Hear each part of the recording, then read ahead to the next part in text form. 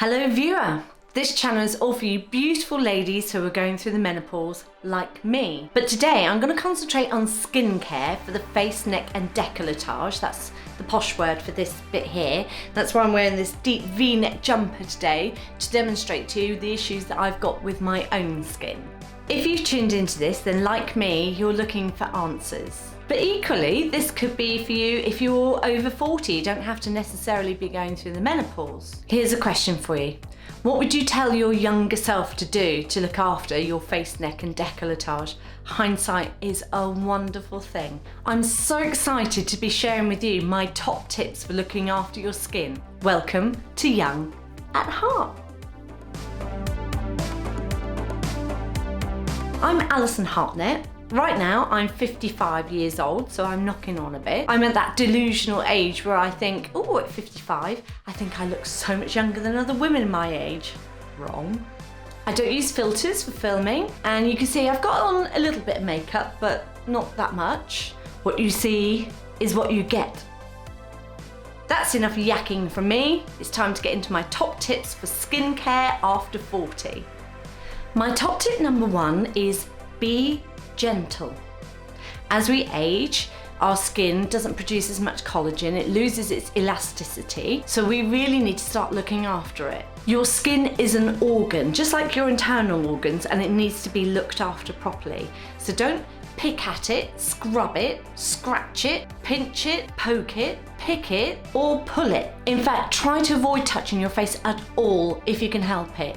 These things carry bacteria on them like you wouldn't believe. You're going to end up with broken veins, spots, sagging, scars, all sorts of issues. I'll give you an example. The other day I had some lipstick on. I don't wear it very often, but I just got one of those cotton pads and I wiped my mouth with it, and I ended up just here, I ended up with these awful broken red veins, and they stayed there for days. It was horrible. And all because I was just slightly rough with my skin. If that had happened to me when I was 19 years old, my skin would have just brushed it off. But because I'm 55, I get broken red veins. Skin takes so much longer to heal, so be careful when you're exfoliating. I used to do it once a week, and now I only do it once a month. Extreme temperatures really are the enemy of your skin as you age. Watch out for the temperatures in your shower or your bath. Make sure they're not too hot or too cold. The one thing I always do when I get out of the shower is use toner to close my pores. It's so soothing as well. Mainly because my pores are wider than the Grand Canyon these days. My next top tip is avoid the magnifying mirror. They are absolutely brilliant for close-up work when you're doing your makeup or you need to pluck something. This is mine. I absolutely love this little thing. But there is nothing like destroying your self-esteem when you keep looking in that thing. You think you will find fault with everything. There's nothing more depressing than looking in a magnifying mirror for hours and hours. Use it, but don't abuse it, because you'll get depressed. And on that note, don't overuse filters in your selfies, because if you overuse them now, every time you look in the mirror, you're not going to recognize yourself and you'll just start feeling low. My next top tip is keep your stuff clean. I'm talking about your makeup brushes, utensils, applicators, and most of all, your hands. There's something called low cards exchange. It's the transfer of material from one object or person to another. So when you're using your makeup brushes, every time you put them on your skin and then put them into your product, they're picking up bacteria, so keep them clean. If you have eyelash curlers, keep these things scrupulously clean. Mascara is a huge culprit. If you don't keep your eyelashes very, very clean, you're going to get infections.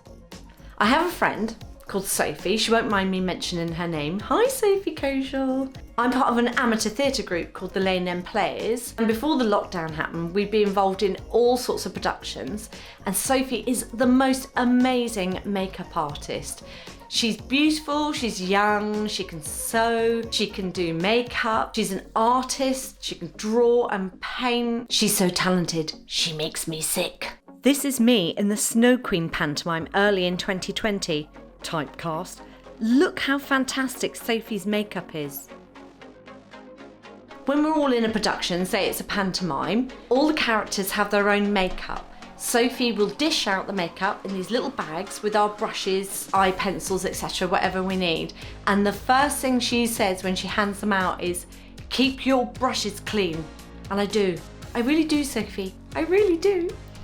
My next top tip is pay attention to your eyes.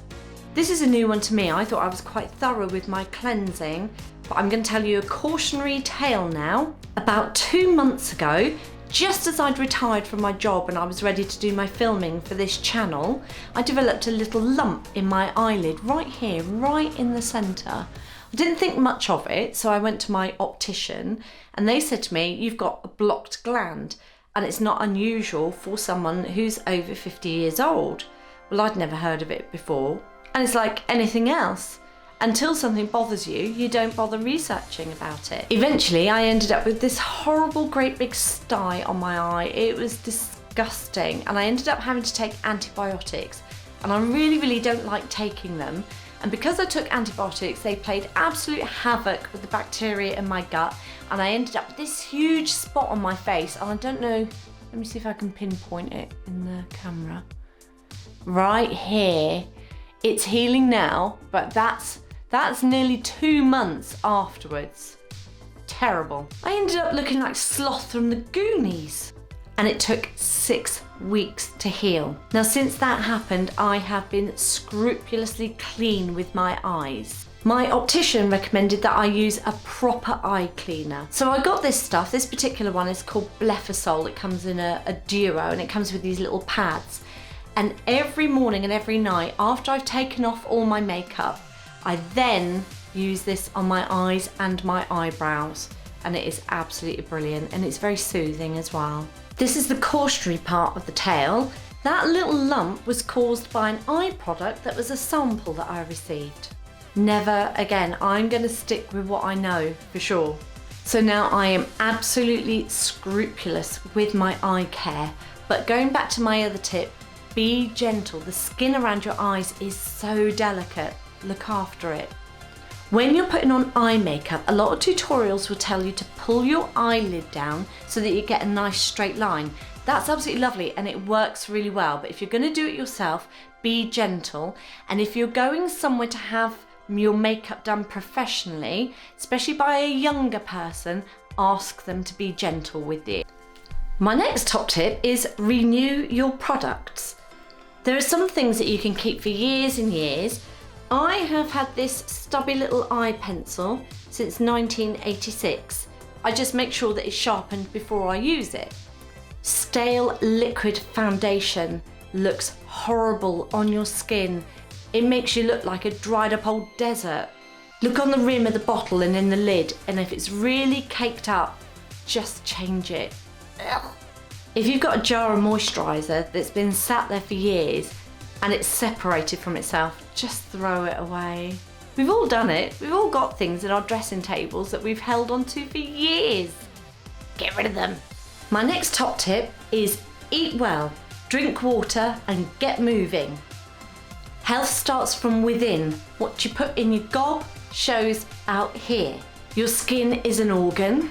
It needs good nutrition, it needs hydration, and it needs oxygen. You need lots of vitamins and minerals to keep your skin healthy, in particular vitamins K, C, B3, E, and A. I eat mainly plant-based, so I have to take vitamin B12. I also take a supplement of oil of evening primrose and magnesium. Water is your friend. Back in episode 1 when I talked about hot flushes, one of my top tips was to hydrate. Exactly the same thing here. Drink water, lots and lots of it. Hydration plays such a huge part as we age. Sweating is really good for you, so get moving. And let your face go makeup free for vigorous exercise. Everyone looks like anyway. Let those pores loose. There now follows a short educational video, Mrs. Hartnett's exercises for great skin. This is Mrs. Hartnett. Say hello, Mrs. Hartnett. What on earth are you wearing? You look like a reject from the 1980s. Oh, go on then, just this time. Are you wearing makeup? just mascara. To stop your eyes looking like 2 holes in the snow? Are you ready to warm up? Then let's go. It's important to warm up and cool down after every session so that you don't pull something.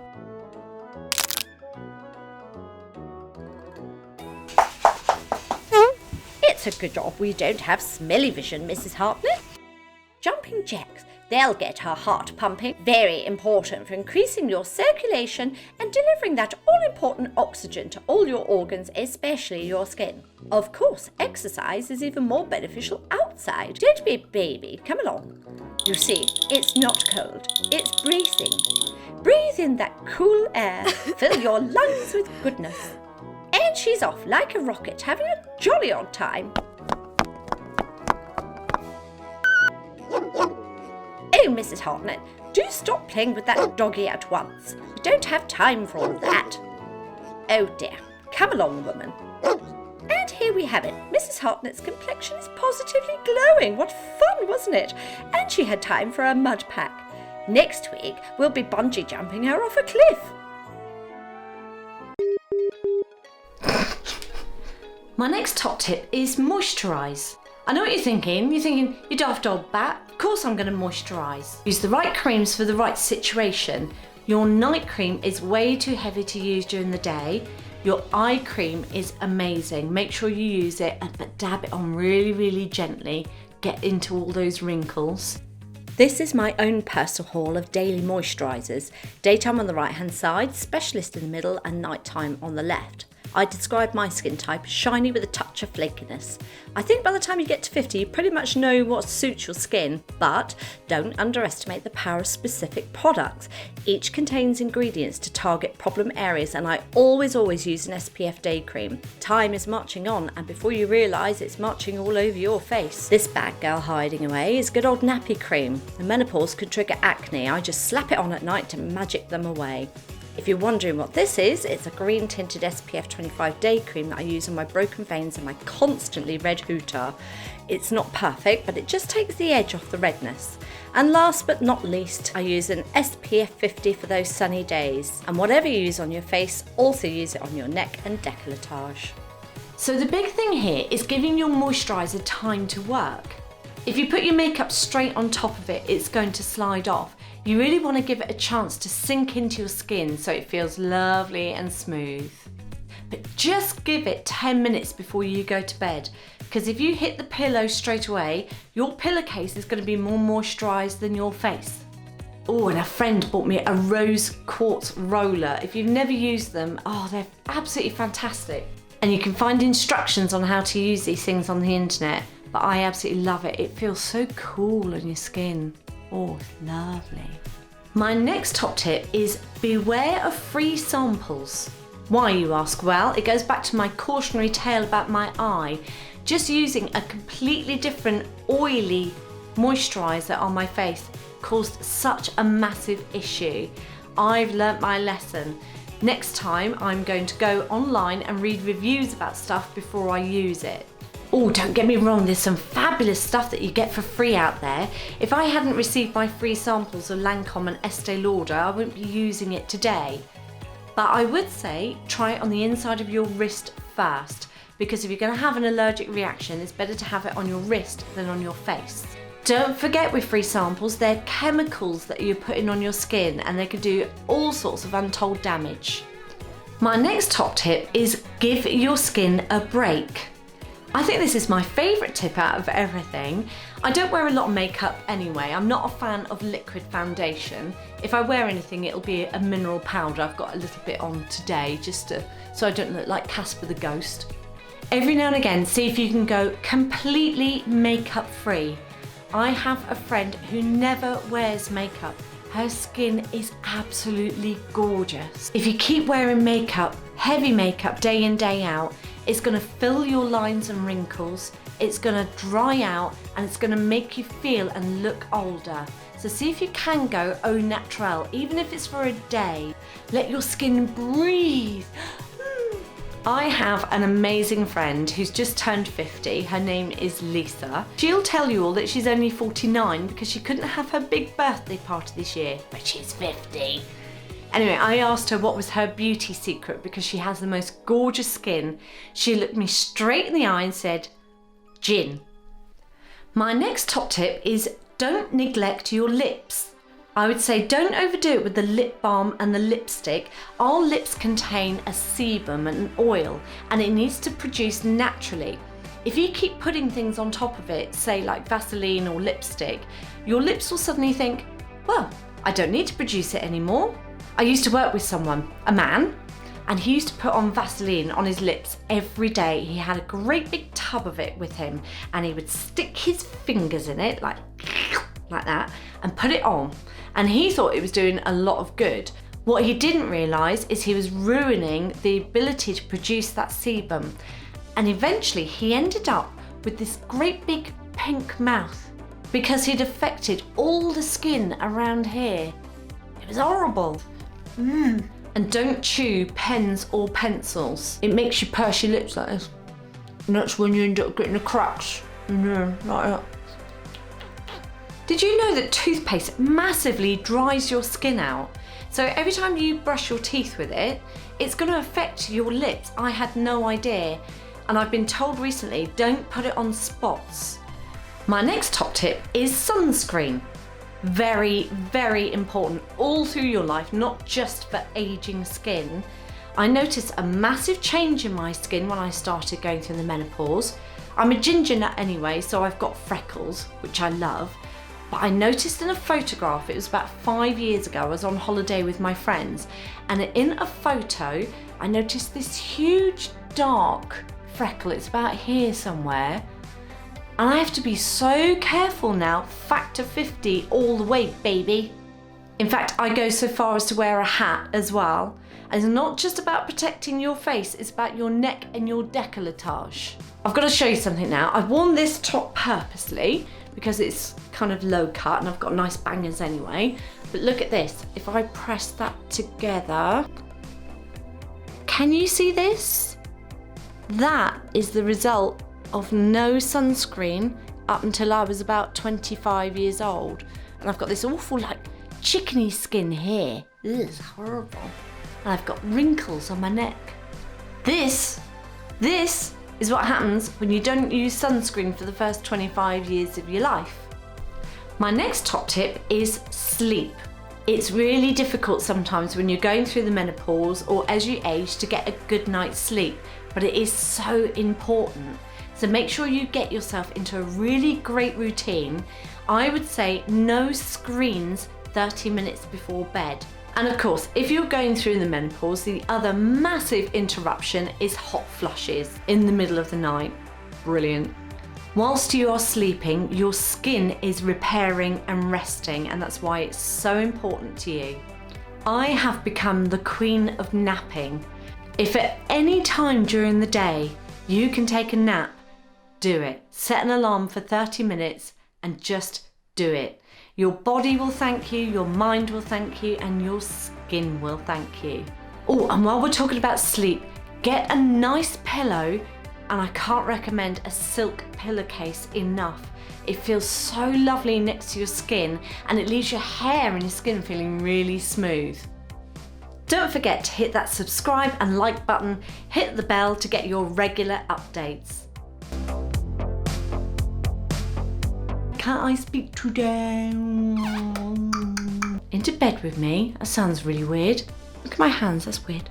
This is it. I appreciate it looks quite phallic, really taking its toll on my skin.